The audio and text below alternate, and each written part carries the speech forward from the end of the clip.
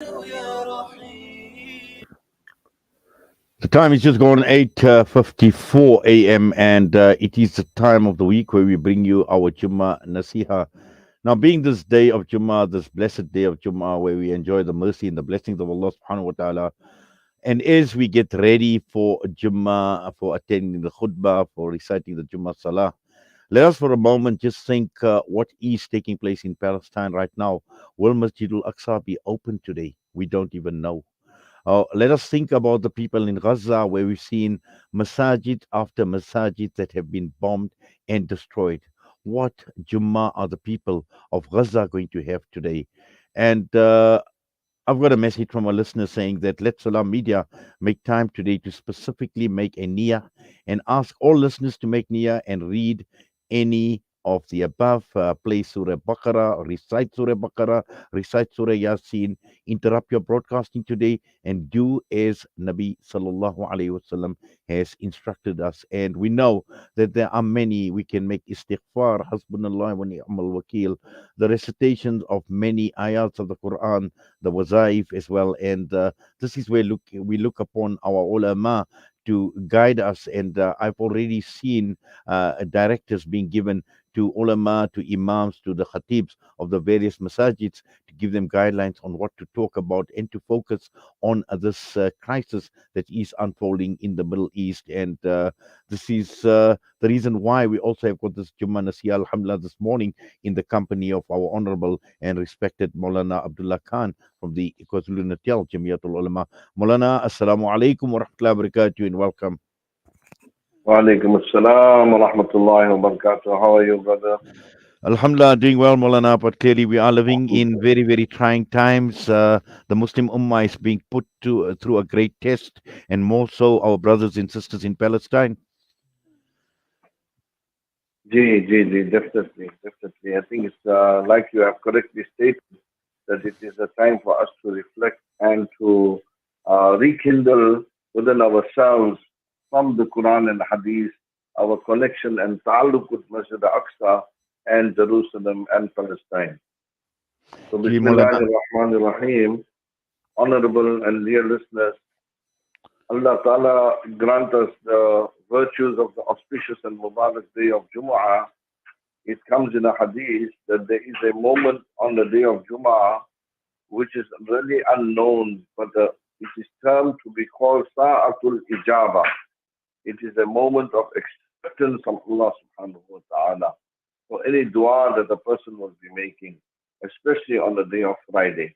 Today Allah has blessed us with the Mubarak day of Friday, and a week has almost passed when such a significant event has taken place in the Muslim world,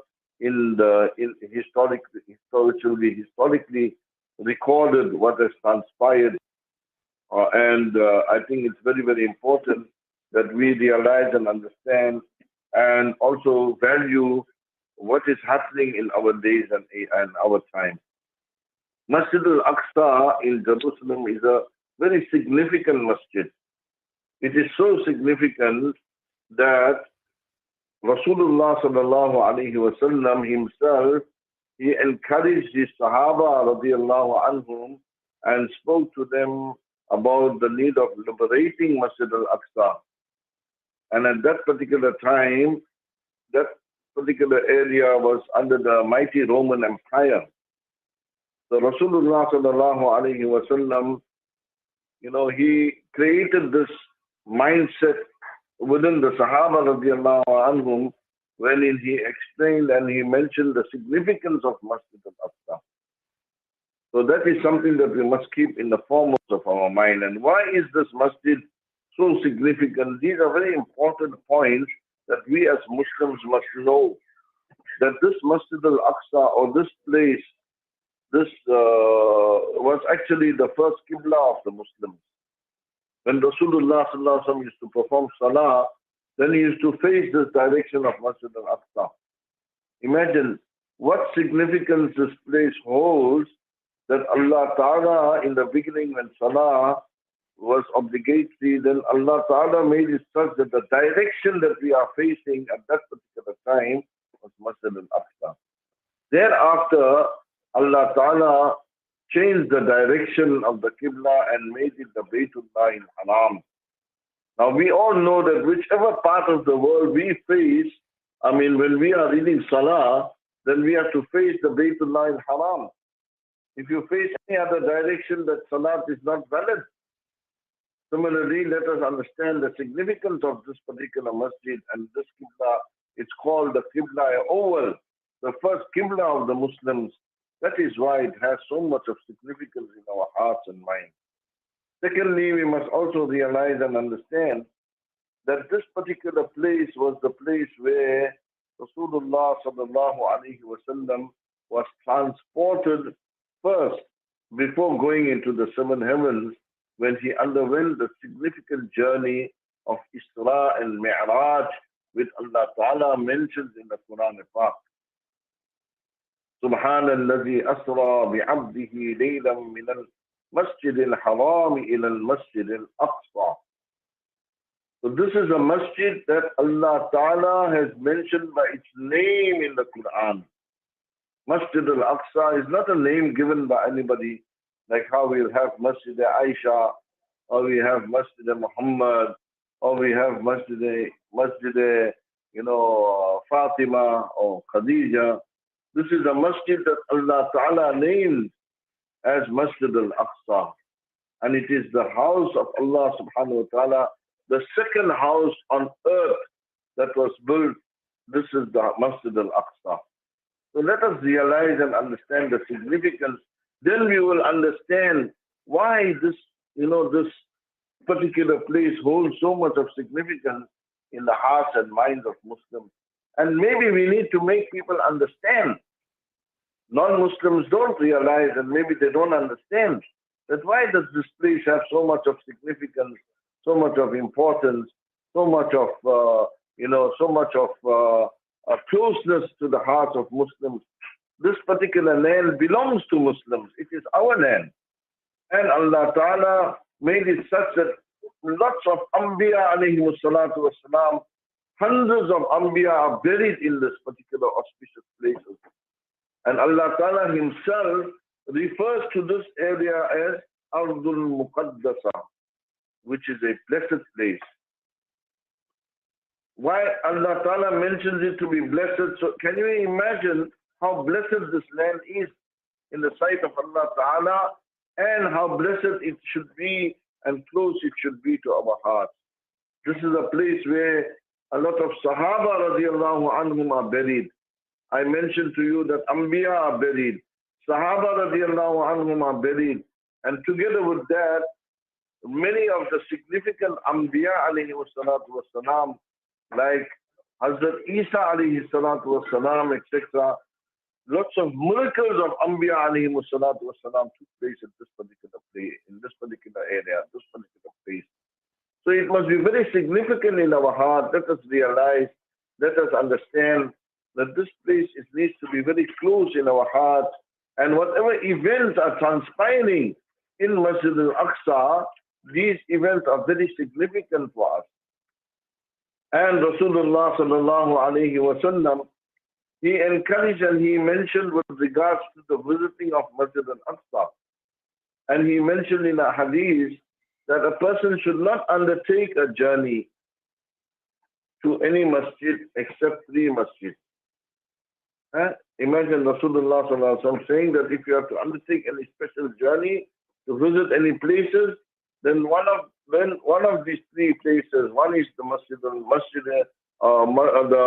Al-Haram. The second place is Masjidi Hadha, that means the Masjid of Rasulullah sallallahu alaihi wasallam in Madinah Munawwara. And the third place that Rasulullah sallallahu alaihi wasallam mentions in the hadith, he mentioned is made is with regard to Masjid Al-Aqsa. Allah Ta'ala give us the tawfiq. We must have this desire in our heart that Allah Ta'ala must give us the tawfiq that we are at least able to read 2 rakats of salah in Masjid Al-Aqsa. This recitation of salah in Masjid Al-Aqsa, so the virtue of it is so significant in the sight of Allah Subhanahu wa Ta'ala. We all know that when a person reads 1 salah in Makkah, he gets a reward of 100,000. Like that, similarly, there are many ahadith, different virtues are recorded. Some ahadith say 500 salah in Masjid Al-Aqsa. When a person is one salah, then it is multiplied by 500 times. And some ahadith have different virtues. Some other virtues are also mentioned. But let us make this niyat and make a sincere dua to Allah subhanahu wa ta'ala that, oh Allah, you safeguard and protect this significant Masjid al-Aqsa. Oh Allah, safeguard and protect it. And oh Allah, return it into the hands of the Muslims. Oh Allah, those people who have got evil niyat, evil intentions, those people who are plotting and those people who are conspiring against our Muslims, oh Allah, you grant them hidayat. And if there's no hidayat, then oh Allah, you remove them from the surface of the earth. Every one of us, our body, we are all Muslims, we are like one body. And whatever is happening, especially in these muqaddas places, in these auspicious places, in these significant places, should be affecting us. If we are not affected in any way, then our iman should be questioned. But all of us are having this great, worry and concern about what is the halat and condition. Allah Ta'ala bring peace and tranquility in that area, safeguard and protect our Muslims, and grant the status of shuhada, of shaheed, to those people who have martyred. May Allah grant them sabr jameel, grant them, a true reward for being patient in this difficult times that they are experiencing. Allah Ta'ala grant you and me the understanding of our deen, and may Allah utilize us for the advancement, for the protection, and for the safety of the deen of Islam. Wa akhiru da'wana alhamdulillahi rabbil alamin. Ameen, Summa Ameen. Jazakallah khairan so much, Maulana, for the wonderful words of wisdom, the beautiful nasiha as well, and also the encouragement and the inspiration that the Jummah nasiha brings this morning right here on Salam Media. Assalamu alaikum wa rahmatullahi wa barakatuh. Wa alaikum assalam wa rahmatullah. Moulana Abdullah Khan with the Jummah Nasiha, and very, very appropriate on this blessed and this great day of Jummah. Allah subhanahu wa ta'ala grant us the understanding. Allah subhanahu wa ta'ala grant us the ability to practice upon what has been said. With that, the time is just gone 7 minutes past 9. We're heading for the news. Zahid Jedward is standing by.